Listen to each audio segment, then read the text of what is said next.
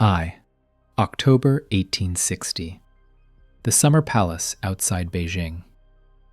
British and French soldiers walk through halls filled with jade sculptures 3,000 years old, bronze vessels older than Rome, silk paintings that took master artists decades to complete, imperial libraries holding manuscripts from dynasties that predate most European nations. Lord Elgin, the British commander, gives the order: take everything, then burn it. 3,500 soldiers spend 3 days looting. Gold, jade, porcelain, ancient scrolls. They load 200 carts, ship it all to Europe. Then they reduce the palace to ash. Your history books called this opening China. The Chinese call it what it was: cultural theft on an imperial scale. Here's what they don't tell you in the West. Those treasures didn't vanish.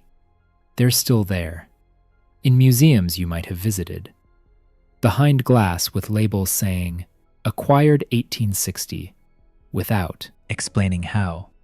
And China's been trying to get them back ever since. You've watched this play out your entire life. When the British flag came down in Hong Kong in 1997, did anyone explain how Britain got Hong Kong? When you visit the British Museum, do the labels mention the looting? When Chinese billionaires spend millions at Sotheby's buying back their own heritage, do you wonder why? This is the story of what was stolen, where it ended up, why it's still there, and how China is recovering its heritage anyway. Let's document the theft with sources, because this isn't propaganda. This is verified by Western military records. The Summer Palace, 1860. Lord Elgin's dispatches, preserved in British archives, describe 3 days of systematic looting. His officers took everything portable: the zodiac bronze heads, 12 animal sculptures from an imperial fountain, cast in the 1700s by European Jesuits for Emperor Qianlong. 3 remain missing today. Imperial jade collections spanning millennia. Pieces from the Shang dynasty, 1600 BC. Carvings that took master artisans entire lifetimes. Gone. Ancient manuscripts and scrolls, one-of-a-kind historical documents, either burned or shipped to Europe, lost to China either way. British soldiers wrote home bragging about it. One officer described taking the most beautiful silks from the Empress's chambers. They weren't ashamed, they were proud. The 8-nation invasion, 1900. 40 years later, 8 nations invaded Beijing: Britain, France, the US, Germany, Russia, Japan, Italy, Austria-Hungary. 50,000 foreign troops occupied the capital. Western soldiers' diaries document organized plunder: the Forbidden City, imperial palaces, Buddhist temples. They took bronze ritual vessels from 1100 BC, Tang Dynasty, paintings, Ming ceramics. American troops looted the observatory. German forces ransacked the Summer Palace ruins again. French soldiers took what Britain missed. Russian troops filled rail cars with artifacts. One British officer wrote, "We have been engaged in plundering today. Everyone did well." That's a direct quote from the perpetrators. The ongoing extraction. The looting didn't stop in 1900. Through the 1920s and 30s, Western archaeologists and collectors continued removing artifacts. They called it salvage work, said they were preserving treasures from China's instability. Translation: exploiting chaos to strip artifacts China couldn't defend. The scale.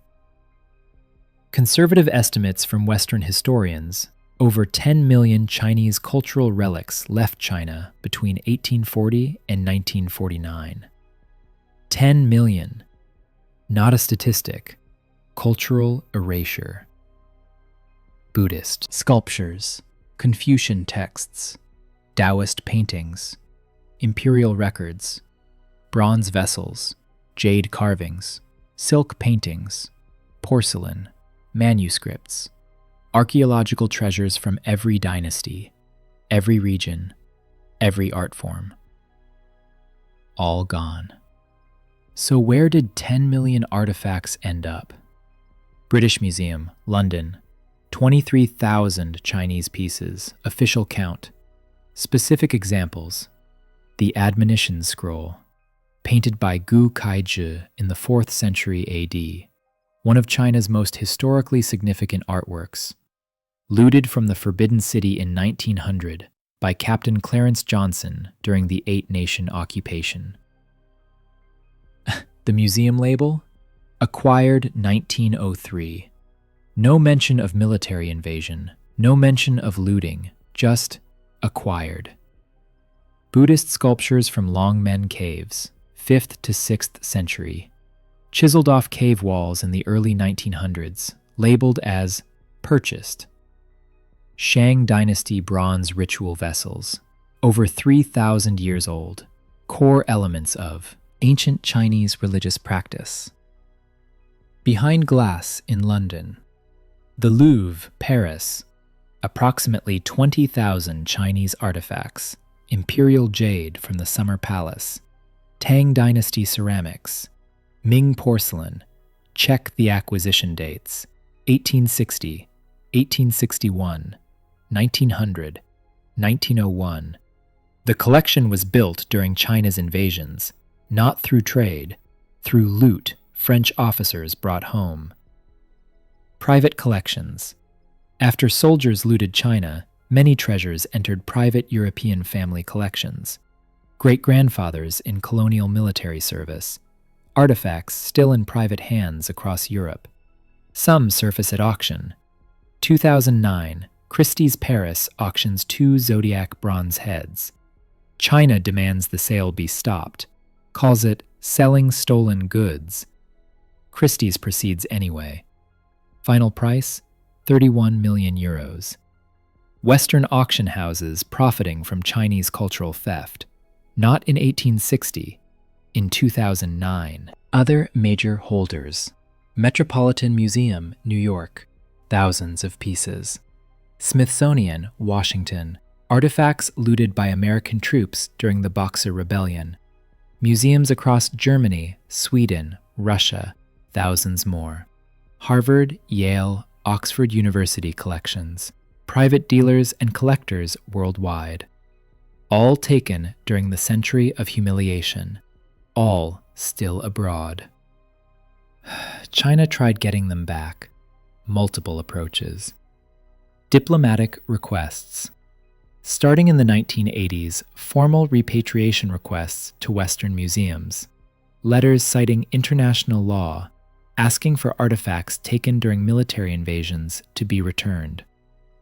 Response? Polite refusals. International law.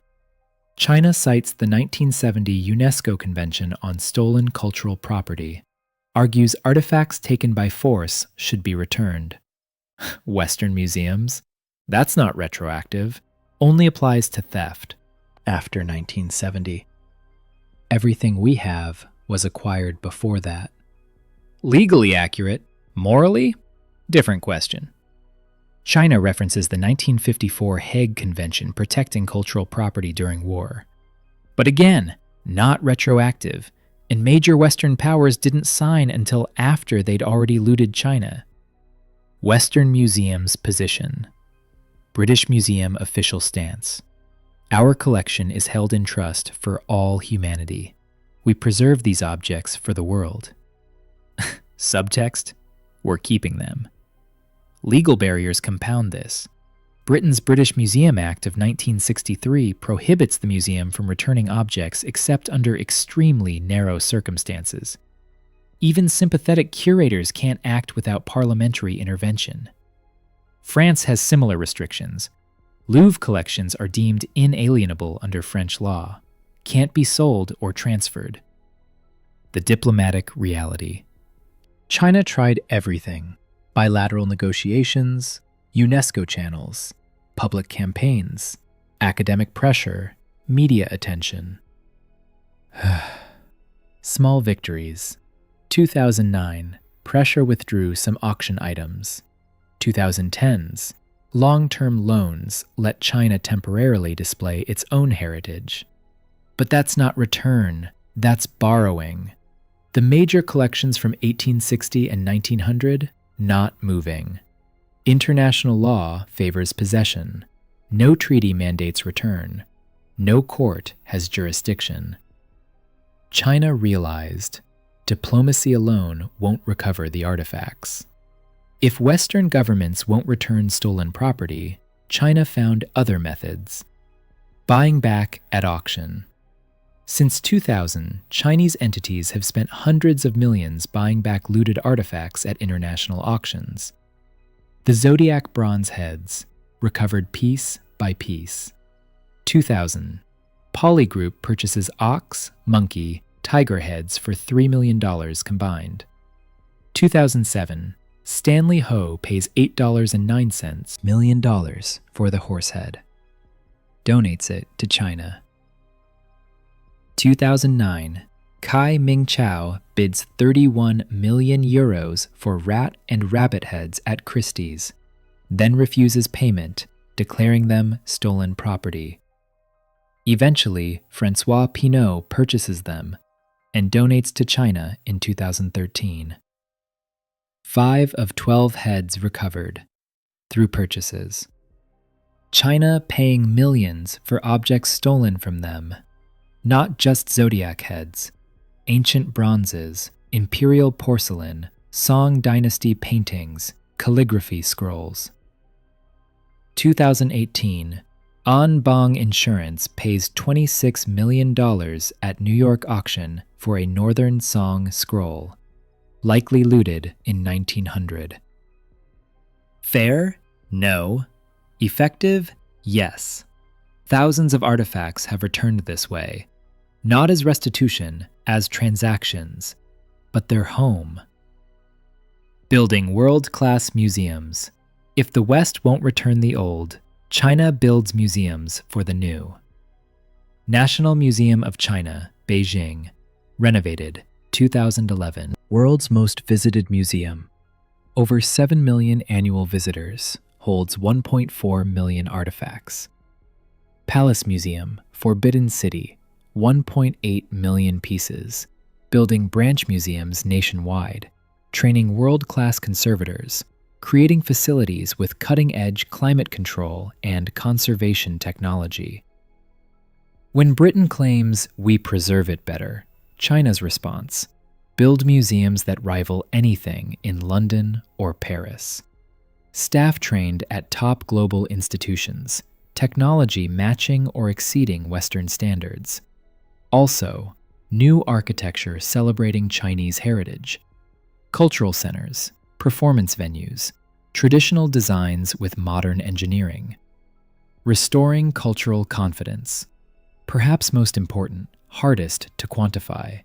Chinese museums digitizing collections, virtual exhibitions, 3D scans, making heritage accessible to millions.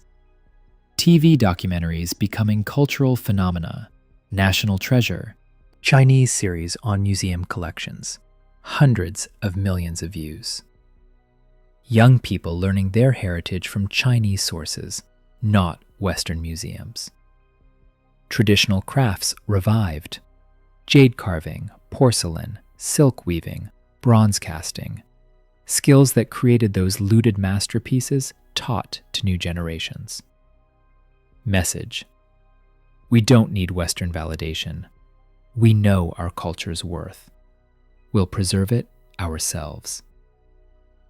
This recovers confidence, not just objects. The emotional reality behind the statistics. Chinese visitors in Western museums. You're Chinese. You visit the British Museum.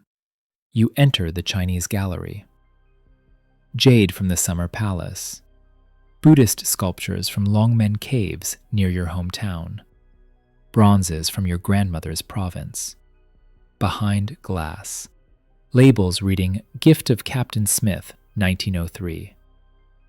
What do you feel? Chinese tourists. Describe complicated emotions in blog posts and social media. Pride that the world recognizes Chinese culture, but also anger, frustration, injustice. One visitor. It's like seeing your grandmother's jewelry in a thief's house, and he's explaining how well he's taking care of it. Appreciation that artifacts survived and are preserved, but pain that they're there through violence, not voluntary exchange. Labels that sanitize. Museum language is careful. Acquired 1903. Donated by French officer 1861. Collected during expedition. Never. Looted from the Forbidden City during military occupation. Stolen from the Summer Palace after burning it. War spoils. Language sanitizes theft. Makes looting sound like collecting. Makes violence sound like acquisition. Chinese visitors see through it. They know the dates: 1860, 1900. Invasion years. Years museums prefer not to emphasize. What this creates. Seeing your heritage in foreign museums creates determination. Determination that China will never again be weak enough to lose its treasures. Determination to build institutions rivaling Western ones. Determination to preserve what remains. This emotional experience, felt by millions visiting Western museums, drives policy. Motivates the next generation of archaeologists, conservators, museum professionals. Not just about recovering objects, about never being in that position again. Step back, look at the recovery strategy. A pattern emerges. Multiple paths, not one solution. Diplomacy failed to recover most artifacts. So China doesn't rely on diplomacy alone. They buy at auction, build museums, train experts, revive traditional crafts, restore cultural confidence. When one path closes, pursue others. Economic power enables alternatives. China couldn't outbid Western collectors in 1980. By 2020, Chinese buyers dominate major auctions. Economic rise created options. Institutional building matters. World-class museums aren't built overnight. Training conservators takes decades. But China invested.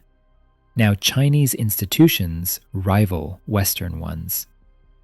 Cultural confidence is self-generated. Waiting for Western museums to validate Chinese culture meant waiting forever.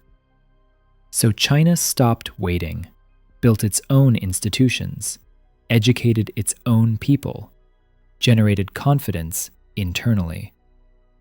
Historical memory drives long-term planning. Chinese policymakers remember the looting. Every Chinese schoolchild learns this history.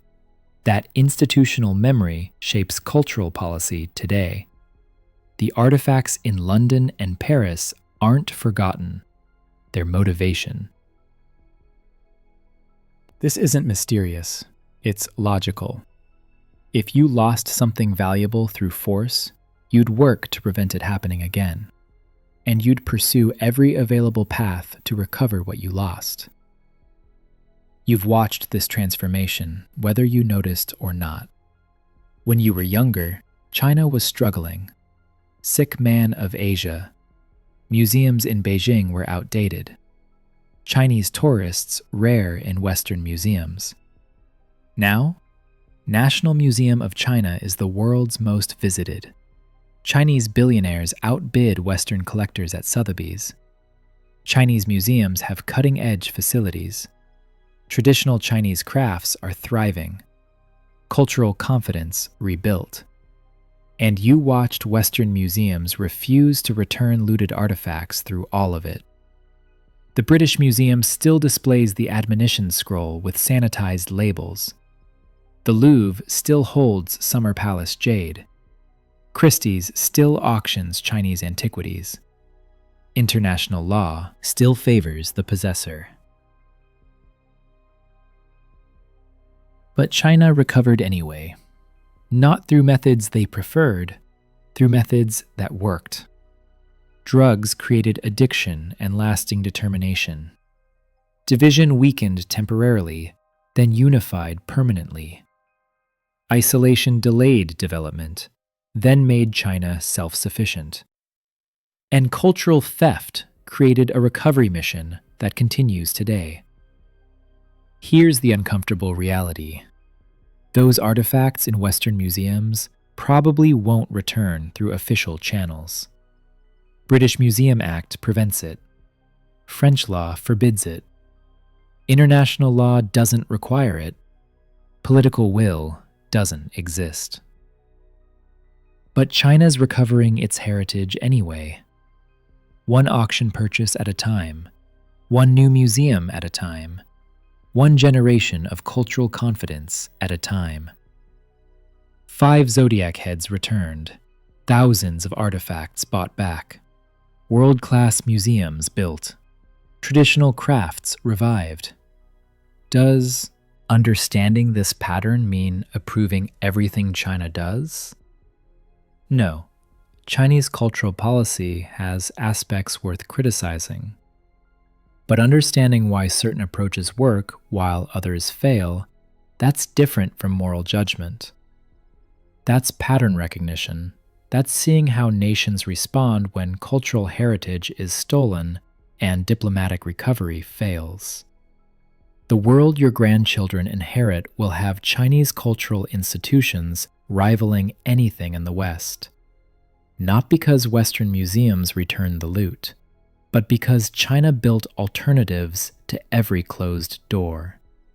The stolen treasures remain in London and Paris, but the civilization that created them is thriving, preserving what remains, teaching new generations, building museums, reviving crafts, generating confidence. The question isn't whether Western museums will return the artifacts. 200 years of refusals suggest they won't. The question is whether they matter.